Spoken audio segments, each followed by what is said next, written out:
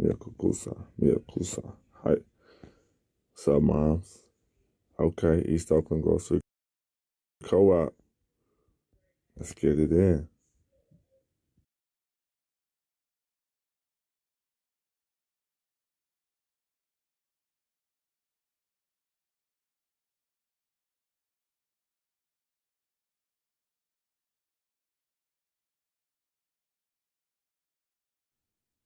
Should be locked in. 3, 2, 1. Sus, what's going on? Greetings, family. Blessings. What's going on? How you doing? Not much. Just getting some food, getting settled for this book club. Happy to be here. I say happy to have you back. Hey. What's going on? All right. Did I miss the opening? Did you already set the space? My apologies. Oh no, it's okay. Just briefly. I can do it if you want me to while you finish getting ready. Sure. Yeah. If you want to open us up and I can tag in. Okay. Yeah. Right. So, coming together. Thanking the ancestors. Thanking those who laid down the work previously, those doing the work right now, who consistently continue to do the work, and those that will come behind us. We join here on this live with one heart, one mind, one spirit, with one focus to completely liberate our people and bring us together with love and success and freedom. With all things we say, we give thanks for all those who helped last week, and we will like to make space for the Queen to come through today and bless us with more insight. With all things we say, Ashe, Uncle Josh and that now. Amen. Hotel. There we go. All right. Thank you, Brother Tut. Again, it's good to be here. Good to be back, family. How's everybody doing on this Wednesday? It's kind of gray and chilly over here in the east, but it's still a beautiful day nonetheless. So I'm so excited for today's session. Like, this is some of my heart work that we're going to talk about a little bit here. Reintroducing Mama Fannie Lou Hamer, Queen Mother, who is actually on my bookmark for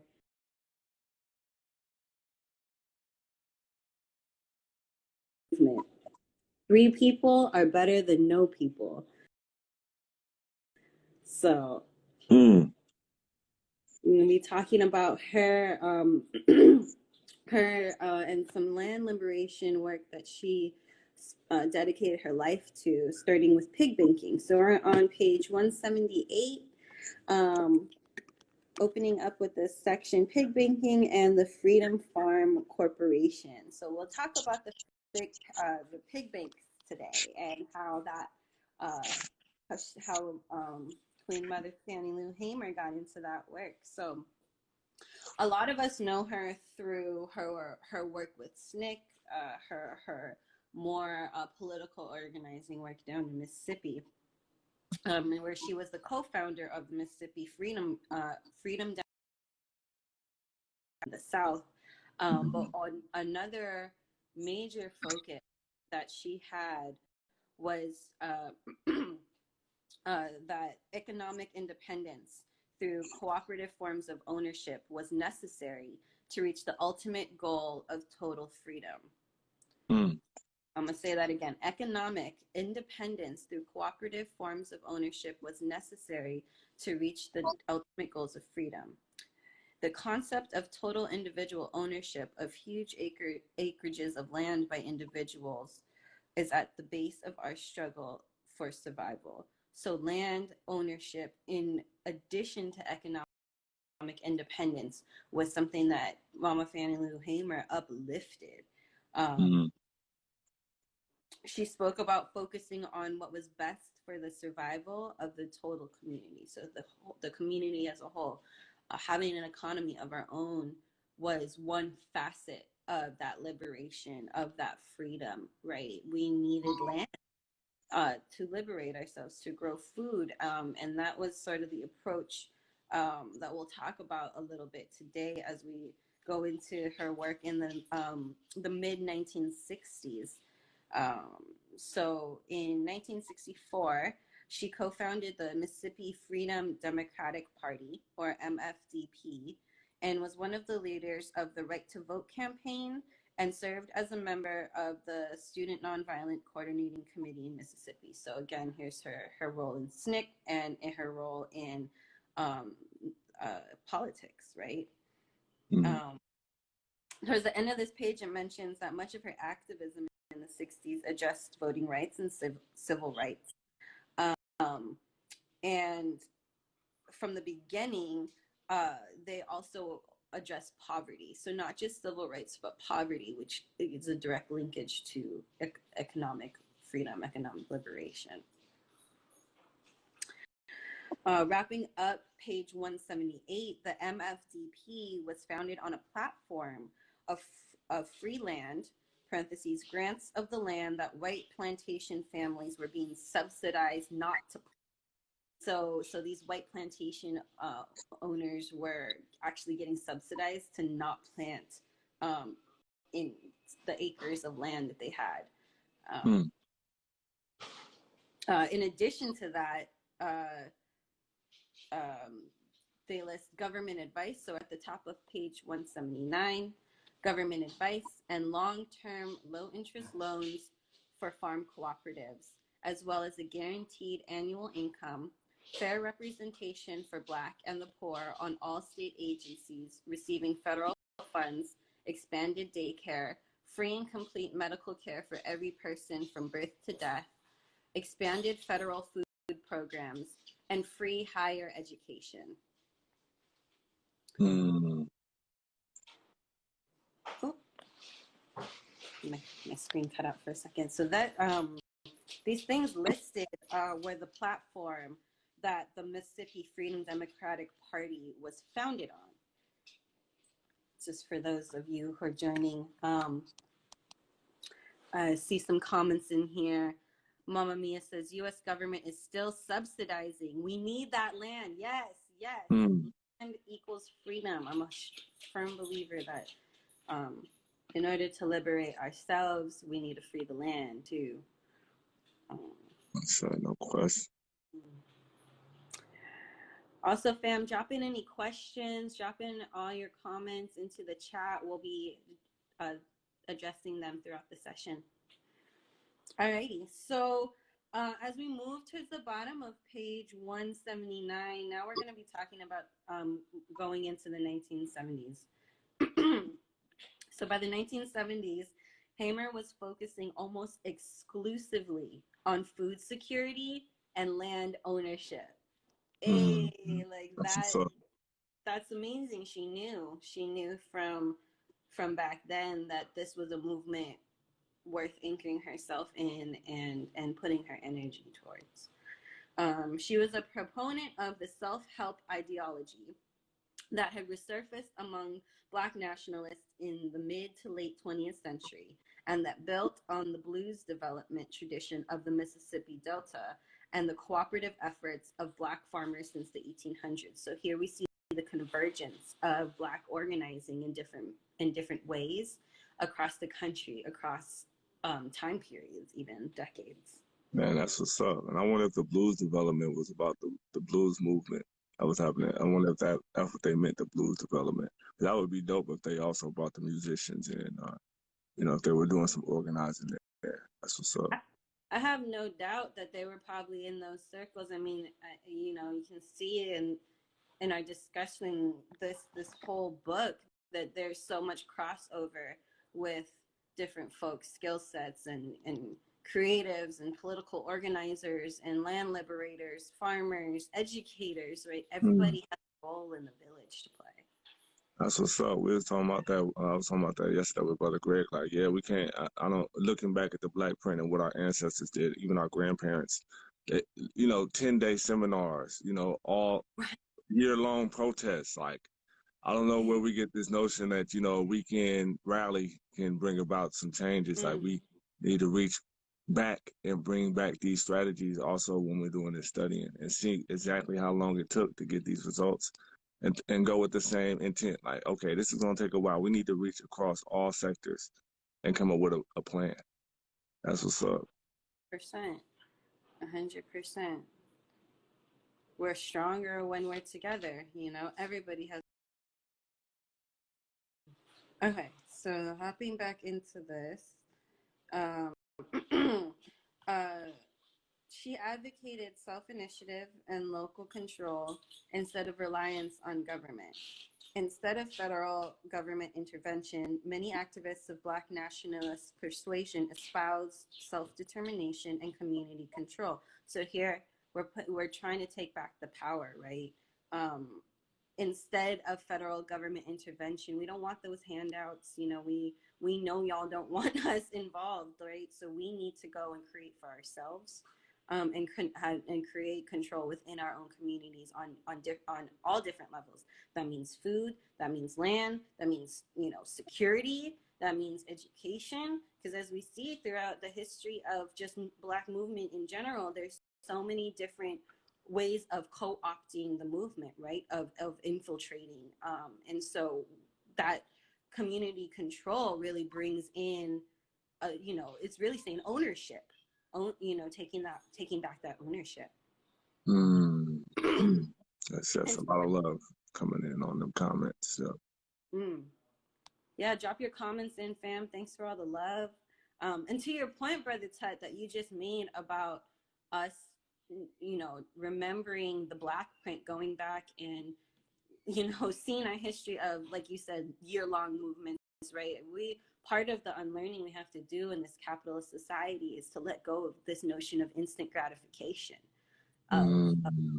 Oh, it'll happen overnight. Oh, it'll be a quick fix. Oh, we may even see it in our lifetime, right? Like, I think that our predecessors knew that the work that's currently being done, we may not be able to reap the benefits in this present day and time or in our lifetime, but it's for our children's children's children. It's for the generations, the next 10, 20, 30 generations to come and thrive, right? So we have to remove that that selfishness to a certain degree. Touch on it. Right. So wrapping up this page, on page 179, for those just joining in, with the bottom of 179, Mama Fannie Lou Hamer also continued to pursue a dual strategy of keeping issues in the national public eye through speeches, hearings, conferences, and national television and documentaries, while also providing food directly to her community and providing her neighbors with the means to sustain themselves, right? So bringing it back home, we've seen, many of us have seen, you know, her at some of these national Black caucuses, at some of these forums, right? That were where she was sitting next to some of our great leaders, right? And but she never forgot home. She never let that get to her head and it was like, oh, well, I'm out here organizing for the rest of y'all. She went back to Mississippi and was directly on the ground. And that's so important too, is that we have to keep ourselves humble in the movement. Yeah, that's true. That's so true. I'm connected to the roots, to why we do this work, you know. Right. And so much of our rooted, you know, our roots have been uprooted, right? Whether it be mentally, whether it be from our land, from our natural resources, from our food, right? Like this is all what we're talking about here in Collective Courage, is a reclamation of ourselves and for our ancestors too. We owe them that. Sure. No question. All right, so wrapping up. Man says, appreciate your work. Worker co-ops need to be the wave of the future. Ashe, hey, yes. I mean, and you know, Mama Fannie Lou Hamer is a huge, you know, inspiration and someone we look to in the food co-op movement, in the land co-op movement, because, and we'll get to it as we go into the next page. She knew the importance of sustainability and longevity within these systems that we're recreating and revitalizing. So wrapping up 179, it mentions here in 1968, Hamer told the potential funder, Measure for Measure of Madison, Wisconsin, that since the state of Mississippi wanted Black people out and the federal government considered them quote unquote surplus, Blacks' only hope lay in acquiring land for cooperative farming and housing, right? So again, they knew that, you know, the white folks didn't want them around, and they were like creating deliberate efforts to do so. So we don't need y'all. We keep them moving, and we'll be doing our thing over here. And the purpose of Hamer's Freedom Farm Project was to address economic need, human suffering, and racial discrimination by creating economic self-sufficiency for poor Blacks through co-op ownership, right? So we're on the top of page 180, bringing it full circle as to why co-op, right? I see you, Mama Mia, in there. Let's make it so. Yes. You know, there's so many of us that are actively doing this work right now. And thank you all. We all got to keep uplifting each other, keep each other inspired and motivated. Of course.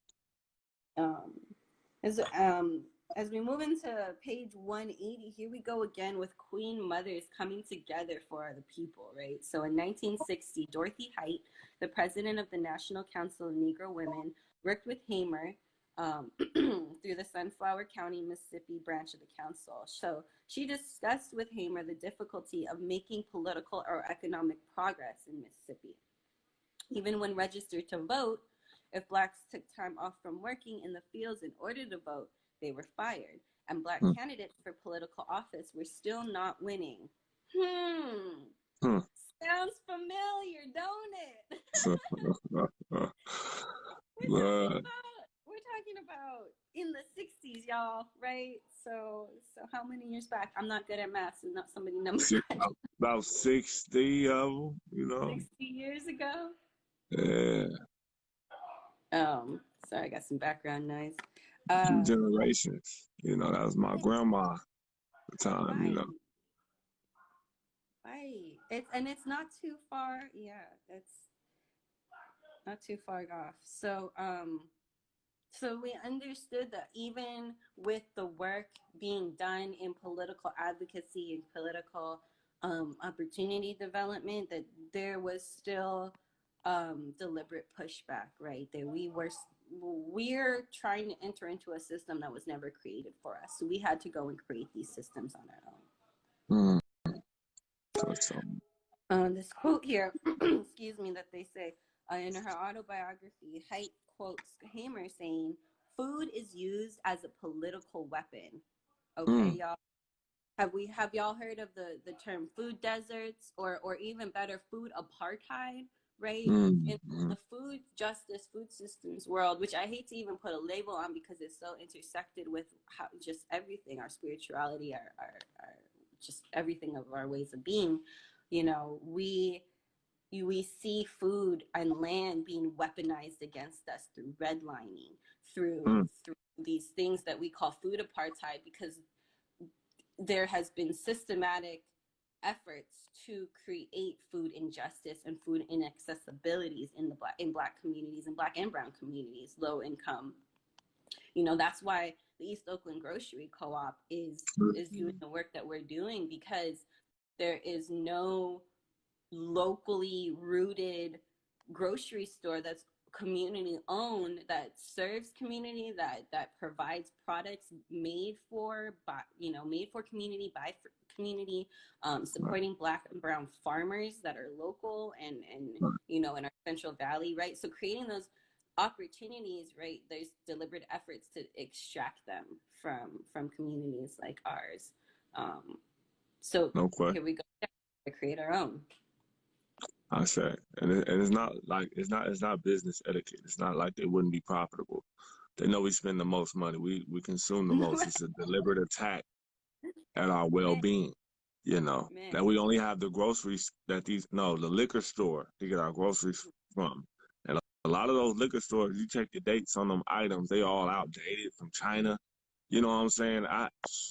It's you're right, sis. It's a deliberate attack, and I'm so grateful for folks like, you know, the East Oakland Grocery Co-op and Mandela that's taking on that work and bringing us and my grandma and my nieces and nephews and my children the food we need to nourish ourselves. So lift up the food co-op movement, family. We all must support. They must be very successful. Definitely, definitely. Thank you for mentioning Mandela Foods Co-op too. They're our big sister store. They've totally taken us under their wing and have been mentoring us through our process, which goes back into the cooperative movement. We help each other lift up, right? We're trying to extract ourselves from this crabs in a bucket mentality. All right, family, let's try to wrap up this page. So this is where we get to talking about the pig banks, which I think is one, you know, I just get so giddy from her autobiography. So after she says food is used as a political weapon, she also goes on to say, but if you have a pig in your backyard, if you have some vegetables in your garden, you can feed yourself and your family and nobody can push you around, right? Free the lamb, feed the people. Even if we have no jobs, we can eat and we can look after our families, which is why land ownership and reclamation is so important and is still really important conversation that we must be having today. So Height suggested that they set up a pig bank, what they called a pig bank in Mississippi. This was modeled after the Heifer Project's international programs. Let's see. According to a document in the Fannie Lou Hamer papers called Brief Historical Background of Freedom Farm Corporation, Hamer is said to have remarked, "These families cannot live on vegetables alone. There must be meat on their tables also." So in 1967, the National Council of Negro Women purchased 55 pigs to start their pig bank, and donated them to start up in Ruralville, Mississippi. And they consulted with local farmers in Iowa and different institutions to help to put this program together. Of course, there was an education piece, right? So participating families were trained to care for pigs, to establish cooperatives, and to work together to improve the community's nutrition and health. So it wasn't just, oh, let's raise pigs, slaughter them and eat them, right? It encompassed the entire system, which we forget about when we talk about food, or when we talk about food justice. We often forget that it's so multifaceted that we can't just talk about, oh, let's get kale on the table, or let's get fresh tomatoes and be more nutritious. It goes so much deeper than that. True. That's a whole nother tangent. Oh man, teach. And so participants were assigned a pregnant sow and signed a pig agreement, which I think is so cute, stating that they would not sell the pigs, but would donate 2 piglets from each litter to the bank. So it was almost like similar to how a land trust works, in that land that's held in a land trust won't, usually there's like clauses saying that that land won't be sold for the next hundreds of years unless it's to a mission-aligned organization or something along those lines, right? Here, it's like you can't go and make a independent profit, but we ask that you return, and feed and give back to this system through the donation of piglets from each litter. So in 1975, when Hamer took Height to visit the pig bank, so this is about 8 years later, 8 years later, 2,000 pigs had been raised from the initial 55, feeding hundreds of families, right? So I don't know if they said how many families started and how many they end up, but feeding hundreds of families is huge. That's a small town at that time, right? Or maybe a big town considering. That got to be over 1,000% growth within 8 years. That's from 55 to 2,000. That's, somebody do the numbers, man. That's huge. Right. Yeah, that's huge in 8 years. Milkman says 75% of seeds are owned by the chemical companies Bayer, Monsanto, and Kim China. And yeah, I think there's a local seed bank by Black farmers. I'm not too sure. I know I did get some free seeds from Rich City Rides in Richmond, and they work with a seed bank that he said is locally ran. So we do have some people doing the local work there, but we just got to reach out to our networks and find out and support. So yeah, Milkman, check out Rich City Rides in Richmond if you can. They'll give you more info on that. Hey, shout out. Awesome. So yeah, let's wrap it up, family. So at the end of page 180, to close out, this was a part of the NCNW, the National Council of Negro Women program of women's self-help, helping people meet their own needs and helping themselves by helping others, thus cooperatives, right? And again, we go see with women in our movement leading, right? Again, and throughout this book, that's a trend that we've seen historically back then and currently today. While the project fit the mission of the NCNW, it was also consistent with the Mississippi Freedom Democratic Party's platform and with Hamer's long-term scheme for Black rural survival. So next, tomorrow's section will continue talking about Mama Fannie Lou and start going into her Freedom Farm Corporation and how this pig farm was only a facet of the food co-op food system work that she was doing. So super excited.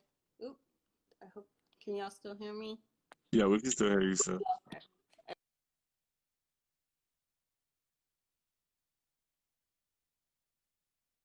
Oh, it's kind of going out a little bit, sis. Now. Oh, there you go. Now we can see you, but we can't hear you.